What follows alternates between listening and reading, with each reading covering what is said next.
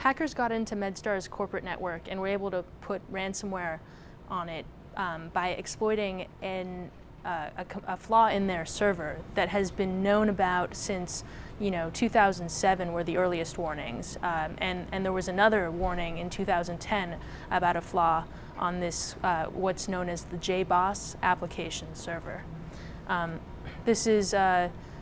These flaws, there were actually multiple warnings put out, a vulnerability report by the government as well as by a community that produces the software.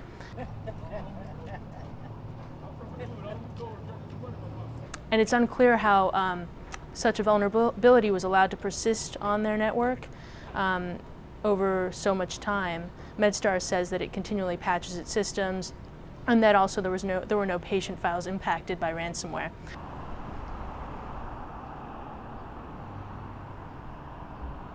Now, ransomware gets into a computer system and basically begins encrypting files and locks people out of, critical files, photos, you name it, your music, and then it pops onto their screen a note that says, hey, unless you pay us a certain amount of money, often $10,000 to $15,000 for an entire system at a company, for example, you're not getting back these files.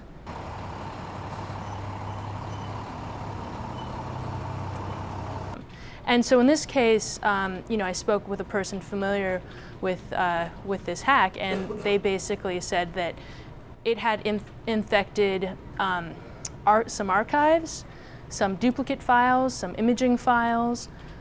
But as soon as that ransom note popped up on several people's screens, MedStar shut everything down. By turning off their system, they limited the spread. And then they had to sanitize it. They brought in Symantec to come work. And then they went through and slowly brought everything back online.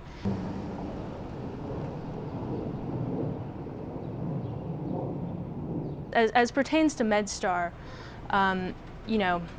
it appears that something wasn't fixed on their system for many years. I mean, if you want to be conservative, going back to at least 2010, it's unclear what they did in 2007.